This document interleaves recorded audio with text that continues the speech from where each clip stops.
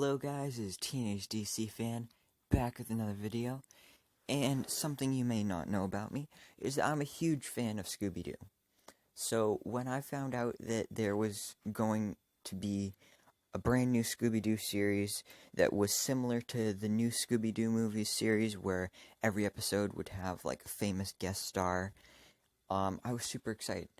And then I got even more excited when I found out that multiple DC superheroes would be appearing. And that's why I'm doing an episode review for an episode of Scooby-Doo and Guess Who, because it featured Wonder Woman in this episode. So, I guess let's just get right into the review. So, this episode was an okay episode. It wasn't great, but it wasn't bad either. It's definitely on the lower side compared to the other episodes that have come out so far. It's definitely way better than the Sherlock Holmes episode, but that one just sucked because it was super boring. But on to Wonder Woman herself. The design was a mix of how she looked on Justice League Action and kind of the DC Extended Universe Gal Gadot version. You can see it on screen here. That's what I see when I like just a mixture of those two designs. And honestly, it actually would have been kind of cool if they just went with the same exact design from Justice League Action, because Justice League Action, we still don't really know the fate of that show, because it had one season and everybody loved it, and you'd think it would get a second season, but that first season ended 1 to 2 years ago, so I doubt that a second season is happening. But nobody ever, there was no official news about it getting canceled or anything, so still don't really know about that.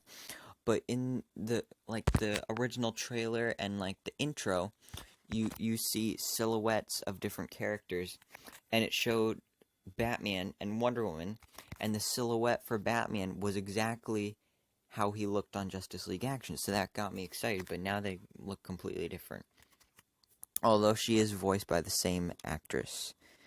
Now the animation for Wonder Woman, it kind of just looked like she was photoshopped in here and shrunken down, and it just didn't look right, when she was walking and moving and stuff like that.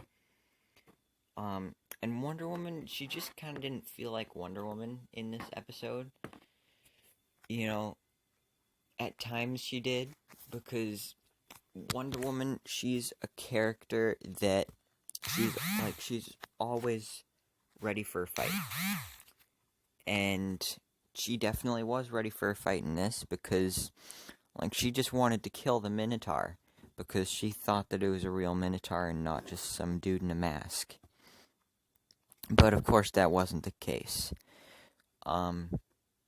So I don't know, I just didn't feel like I was watching Wonder Woman. It just didn't feel like Wonder Woman. And the mystery in the episode, just like basically every other episode of Scooby-Doo and Guess Who, the mystery didn't really matter. The main focus of the episode is just to have the guest star there. And while it was cool to see Wonder Woman there, I wish they focused more on the mystery. And the actual mystery and monster really sucked. Really bad. So, spoiler alert, if you haven't seen the episode yet, or if you, just don't want to know, then exit the video now, go watch the episode, and then come back here. Or, you can just Google it. Or just wait for me to tell you. So, we find out that the Minotaur is actually the museum curator. Now, the thing about the Scooby-Doo and Guess Who show is that the person that's revealed to be the monster is super predictable, because it's literally a pattern and the same formula that they use for every episode. So every episode they show at least 2 characters, because like I said, the mystery really takes a backseat in these episodes, so they barely have any characters other than the Mystery Incorporated gang and then the guest star. So then they kind of slip in other characters in the episode, just so you know, like, oh, one of them is the monster. But then it makes it super obvious because then there's only like two, and they get very minimal screen time. Because the thing I liked about the original Scooby-Doo TV series, Scooby-Doo, Where Are You? I think that's what it was called.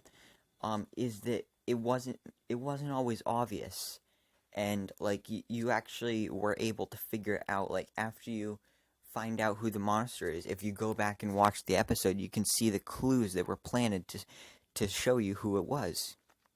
But in this, there's literally no clues at all. Well, like, few, but like I said, they actually get very minimal screen time. So there were two characters in this episode other than the Mystery Incorporated gang, Wonder Woman, and then the Minotaur. And that would be this big, strong janitor guy that was always growling, and he was working at the museum. And then there was also the museum curator, who, of course, owned the museum and took care of it and stuff. Now, you'd think that it would have been the big guy that growls and, hates his janitorial job at the museum. But no, that's what they do. This is the formula for every Scooby-Doo and Guess Who episode. You introduce at least two characters. One of them it's like so obvious that they're the monster that they're not the monster, and then it's the other person that looks like they would have nothing to do with being the monster. And then the reasoning is super stupid. Like, in the very first episode of the series, it was a swamp monster, and then it turned out to be like this little skinny teenager. And then the way that they explained how the swamp monster was so big and strong was because, this guy was a golfer, so he was super strong from carrying around golf clubs. You don't get buff from carrying golf clubs. Like, that's just a stupid reason. So I find that kind of stupid. Now, when they were first introduced to the museum curator, there was one clue that kind of helped point it out, was that that they said that he was a retired athlete. So I was like, oh, well, if he's a retired athlete, then that means he'd probably be strong, and that would explain how he can fight Wonder Woman. But at the same time, it doesn't. Now, moving on to all the problems with the villain, the Minotaur and the curator. So, actually, I already was talking about the villain. So, continuing about the villain, I mentioned this before in the video, but there was a TV series for Scooby-Doo called Scooby-Doo, it was called The New Scooby-Doo Movies, and it was basically like this show. Every episode there's a famous guest star, and then they solve a mystery. Except those episodes were an hour long on TV, so about 40 minutes. Whereas these aren't even as long as like a normal 30-minute to 22 to 30-minute episode, with commercials, of course, being the 30-minute one. No, this is only like a 15-minute show. So that's not much time. So wait, maybe? Actually, I'm not sure on that. I think it actually is 22 minutes. Yeah, so just never mind what I just said. But anyway, so on the new Scooby-Doo movies, they had an episode that had Batman and Robin on it. And that was probably one of the best Scooby-Doo episodes ever. And the best thing about it was that Scooby-Doo, the Mystery Incorporated gang, teamed up with Batman and Robin to take down the Joker and the Penguin, who of course are Batman villains. And it made sense. But in this, Wonder Woman teamed up with the Mystery Inc. gang to take down a guy in a suit dressed as a Minotaur. Now, it would have been a lot cooler if the monster or the villains were actual Wonder Woman villains. Like, they could have had Cheetah in there, maybe Giganta, Dr. Poison, Ares, anybody like that would have been awesome. And then even as I was watching the show, maybe it would, they're gonna like really throw in a plot twist and make it turn out that it was a Wonder Woman villain this whole time, but for some reason they were still in a Minotaur costume. Of course, that didn't happen. Then I also had a theory that since throughout the whole episode, Wonder Woman kept thinking that it was a real Minotaur, and she was like, "Oh, I have to slay the beast." And then the Mystery Inc. gang was like, "No, it's just a dude in a costume." I thought it would have been funny if it turned out that it actually wasn't a dude in a costume and it was a real Minotaur, and that Wonder Woman was right the whole time. That would at least make sense.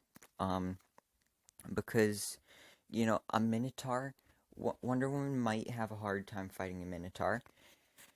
But no, this was just a random guy in a suit. So I don't know how Wonder Woman had such a hard time taking down this guy.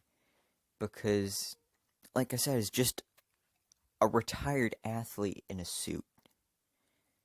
And it's not like the suit gave him super strength or anything. He didn't have any superpowers. And this brings me into the fight scenes. The fight scenes sucked because they were so realistic. And I know I'm saying sucked a lot in this video, but it goes with the video, in the episode. So, like, Wonder Woman was getting thrown around. Like, she couldn't even get in a hit in with the Minotaur. Now, that still doesn't make sense at all. Because it's a random guy, a retired athlete, so he's not even an athlete anymore, so he wouldn't even be as strong as he was before. And he is in a Minotaur suit. Oh, sorry about that. And then he is fighting the Amazon princess, Wonder Woman, who has super strength, a sword, a shield, the lasso of truth, like all these weapons, and she has super strength. And she can actually fight. So, I don't know how she had such a hard time with this. She couldn't even get the lasso of truth around the Minotaur when they were chasing him. So, I don't know how she can defeat Cheetah, an actual superpowered supervillain, but then she can't defeat a dude in a Minotaur costume. Then that's enough about the Minotaur and all that stuff. But on to the actual, training of the gang. So, Wonder Woman decided that she was going to train Velma and Daphne on how to be warriors and how to fight and stuff like that. And, of course, Fred didn't like that because he was like, "Hey, why do they get to be trained by you and not us?" And then, of course, Wonder Woman explains how it's Themysciran culture and tradition that she can only train women, not even dogs. So Scooby-Doo can't even be, included in this. And this was something I liked about the episode, because it stayed true to, her Themysciran roots and her culture. But then, later on in the episode, she basically just gave up, and she was like, "Alright, I'll train all of you." And then she trained Fred and Shaggy and Scooby. And, of course, Shaggy and Scooby were super weak because all they do is eat food all day. But she basically went against her culture and tradition, and she trained men. And that's very wrong. Now, on to the thing I liked about the episode. The one thing. Well, there were a couple things I liked. Mostly just about seeing Scooby-Doo and Wonder Woman team up. But also the relationship that Scooby-Doo and Wonder Woman had. Like, it was almost like Scooby-Doo kind of, had a crush on her, kind of. Because, any chance he had to be alone with her, he took it. Because they had to go to the place to get the actual golden head thing that the Minotaur was trying to get to. And the gang was going to take the Mystery Machine, of course. But then Wonder Woman offered to take someone in the invisible jet. Of course, Scooby wanted to go. But he was just sitting there in the invisible jet, just staring at her the whole time, which, was creepy. but it was almost like he had a crush on her. And then she loves dogs, she loves animals, so of course she loved hanging out with Scooby-Doo. And she even bought him a bunch of hot dogs, as you can see here on screen. So that was awesome. And I just really loved their relationship. So, like I mentioned before, there was an episode, the new Scooby-Doo movies had an episode with Batman, and it was probably one of the best Scooby-Doo episodes ever. And there's going to be an episode of Scooby-Doo and Guess Who that features Batman, and it's the last episode of the season. Now, if they did this with Wonder Woman in this episode, then I doubt that they're going to do anything different or similar to what they did in the new Scooby-Doo movies with Batman. Like, they're not even gonna come close to being as good as that episode. I don't think there's any way that they can do that at all, even if they tried. But hopefully, they change some things and, like, have Batman team up with the Mystery Inc. gang to fight actual Batman villains like the Joker, the Penguin, maybe even someone like the Scarecrow, because, Scarecrow has his fear toxin, and he can, make people scared of things even when they're not scary. And I think that would actually fit in really well on the Scooby-Doo TV show. So, yeah, that would be cool to see. And then also, I've been hearing rumors that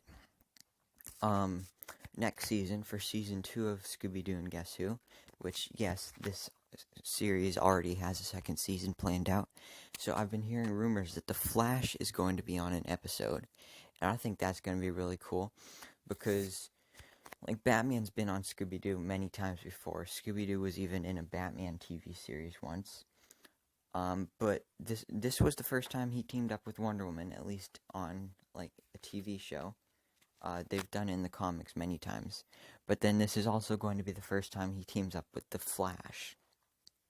So just like what they did with Wonder Woman, I have no idea how they're going to hope they see what we didn't like about this episode and change that so that maybe they fight actual Flash villains. Flash villains, like, they all have, like, superpowers.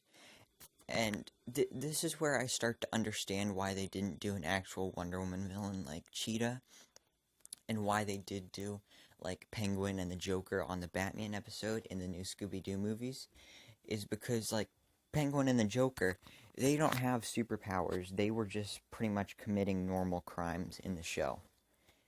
But, like, with Cheetah and basically every Wonder Woman villain, they all have superpowers. So it would have been more of an episode like the Scooby Gang would have had to, like, stay out of the way and, like, stay out of danger and basically just let Wonder Woman do what she does. And then that's kind of what they would have to do with the Flash, because, like, Reverse Flash is basically the Flash, and he has super speed, and, the Mystery Gang, they have no chance against them. Also, like, maybe Captain Cold. Like, Captain Cold, he doesn't have superpowers either, so he could work like the Joker and Penguin, although he does have a gun that, can freeze people, so that may be why they wouldn't be able to do that. So yeah, I understand why they did what they did. I just wish that they didn't. But I'm looking forward to seeing how they do with the Batman episode on this, and if they do a Flash episode, I'm looking forward to that. And I'd even like to see other DC heroes appear on this show, maybe in the second season, especially some of the characters that are really popular right now, especially in the movies, like Aquaman would be cool, Shazam, anything like that. And then, even though Superman isn't that popular right now, especially not in the movies, it would be cool to see Superman, maybe Green Lantern, which, although that probably wouldn't happen because, like, most people don't know who Green Lantern is anymore, even though he used to be, like, one of the most popular movies. But yeah, so this is my episode review for the Scooby-Doo and Guess Who episode featuring Wonder Woman. I hope you enjoyed my review of this episode, and let me know down in the comments below, do you feel the same way I do about this episode? What would you have rather seen done differently? And I hope to see you in my next video, so I can bestow all my DC knowledge upon